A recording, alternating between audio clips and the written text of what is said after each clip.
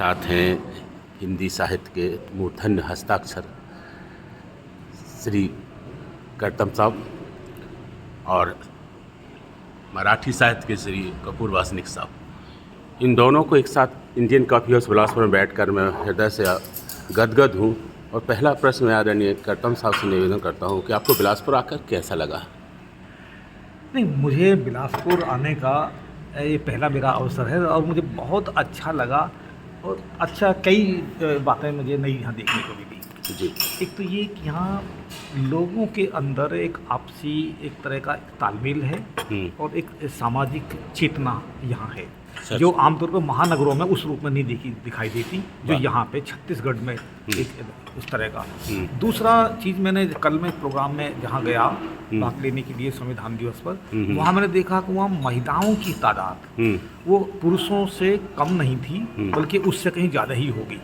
उसमें बच्चे भी वहाँ शामिल थे। ऐसा नज़ारा या तो मैंने महाराष्ट्र में देखा है कि वहाँ महिलाएं बराबर भागीदार होती हैं और या फिर मैंने यहाँ देखा इस तरह का, और वो भी रात के 10 बजे तक 11 बजे तक इतना लंबे बैठे हुए थे।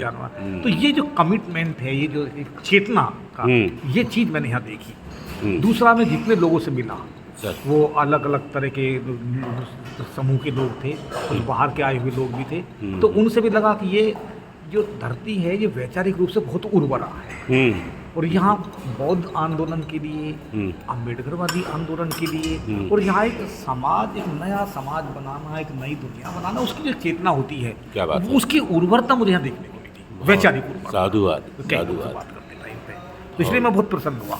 और कल आते हुए एयरपोर्ट से एक मित्र ने जो ला रहे थे उन्होंने हमको हाई कोर्ट भी दिखाया अंदर से, तो देखा मैंने कि ये भी मुझे पहला हाई कोर्ट दिखाई दिया जो इतना बड़ा खुले में बना हुआ है और इतना स्पेस, यूनिवर्सिटी जैसा लगता है देखने में, है ना। उसका फर्नीचर में सेंट्रल जेल जगदलपुर से बना के भिजवाया था। हाँ, बहुत बढ़िया। अभी तो वो चीफ जस्टिस के कमरे का रिनोवेशन चल रहा था, तो लेकिन बहुत सुंदर लगा, बहुत बढ़िया लगा मुझे। और यहाँ आसपास भी जो हरा भरा, तो मैं वो अच्छा, मुझे बहुत अच्छा लगा। एक सेकेंड, कपूर वासनिक साहब, आप सर को यहाँ लेके आए हैं, ऐसा मैं मानता हूँ। आप नहीं होते तो शायद सर नहीं आते। आप इतने वर्षों से इतने समाज को जगाने का काम कर रहे हैं, कितने सफल हैं?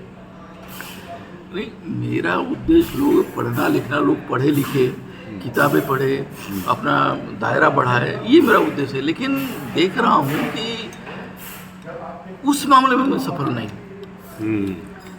यानी इतने साल से, करीब 30 साल से मैं किताबें घर घर पहुँचा रहा हूँ। मैं भी आपका ग्राहक हूँ। लेकिन वो उस तरह से नहीं है। एक संकीर्णता, यानी जो आंदोलन में संकीर्णता आई है ना, कि एक विशिष्ट दायरे के बाहर पहुँचते जाना ही नहीं है। तो ये हो क्या रहा है, यानी इतने आंदोलन बिलासपुर में होते हैं, पानी का आंदोलन है, घरों का आंदोलन है, जंगल का आंदोलन है, सर, अपने लड़के कहीं नहीं। मैं दायरे से ही बात कर रहा था, सर से बात करूंगा। सर, कहा साहित्य में भी बहुत दायरे होते हैं, उन दायरों से कैसे निकले? देखिए, दायरे से निकलने का कोई फॉर्मूला नहीं है। ये तो अपना जितना हम पढ़ेंगे, जितना हम अपने चिंतन का विकास करेंगे, ये उससे अपने आप हमारा दायरा बढ़ता चला जाता है। जो दायरे की संकीर्णता है उसके पीछे मुझे एक कारण दिखाई देता है कि जो भावुकता है, जो भावुकता रोकती है और चिंतन का विकास नहीं हो पाता। जिस व्यक्ति का अध्ययन होगा, चिंतन होगा, वो गहराई से सोचेगा, तो संकीर्ण हो नहीं सकता। यहाँ तक कि यदि हमारे अंदर धार्मिक भावुकता है भी, धर्म भी मुक्त करता है, वो संकीर्ण नहीं करता, जकड़ता नहीं है। बिल्कुल। तो निकलने के लिए हम क्या कर सकते हैं? करने के लिए देखो, साहित्यकारों के लिए तो मेरा यही कहना हो सकता है कि अधिक से अधिक पढ़ें। क्या बात है। जो अभी कपूर वासनिक जी कह रहे थे, ये एक बड़ी नकारात्मक चीज़ हमें दिखाई दे रही है कि पढ़ने की प्रवृत्ति लोगों में पहले थी, अब वो धीरे धीरे कम हो रही है। लोग पढ़ नहीं रहे हैं और पढ़ रहे हैं। लेखक वर्गों में तो अधिकांश ये होता है कि वो अपना लिखा हुआ पढ़ रहे हैं और वो चाहते हैं मेरा लिखा हुआ तो सब पढ़ें, लेकिन वो किसी का नहीं पढ़ इसकी होड़ है। तो इसलिए नए विचारों का जो एक और था ना, एक अंदर का आना चाहिए, वो नए विचार, नई ताजगी वो नहीं आ पाती। नए विचारों का इसलिए प्रस्फुटन भी नहीं होता, इसलिए वो संकीर्णता वहाँ पर अपनी जगह बना देती है। तो उसे जड़। और धन्यवाद सर। मराठी साहित्य को लेकर छत्तीसगढ़ में आपका क्या प्रयोग है और क्या करना चाहते हैं? नहीं, हमने करीब 22 साल पहले छत्तीसगढ़ मराठी साहित्य परिषद बनाई। लेकिन पर्टिकुलर छत्तीसगढ़ में लिखने वाले नहीं है मराठी। बोलने वाले भी कम। हाँ, ये विशिष्ट जो कम्युनिटी है वही मराठी को जिंदा रखी है।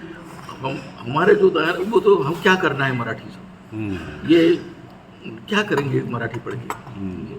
और लिखने वाले न होने के कारण मेरे जो मराठी का आंदोलन है वो यानी अब संस्था है तो अपन कर रहे हैं इस तरह से है। लाइब्रेरी पर है मराठी फुकट लाइब्रेरी ना, पैसे नहीं लेते, सिर्फ 2 ग्राहक है जो रेगुलर आते हैं घर में। मैंने 2 अलमारियाँ और करीब 600 किताबें महाराष्ट्र मंडल को दे दी, वहाँ भी कोई पढ़ने वाला नहीं। दुखद बात है। तो ये है, अब क्या करें। ये चर्चा चलती रहेगी आदरणीय कट्टम साहब के साथ और वासनिक साहब के साथ। आज दिन भर हम साथ हैं।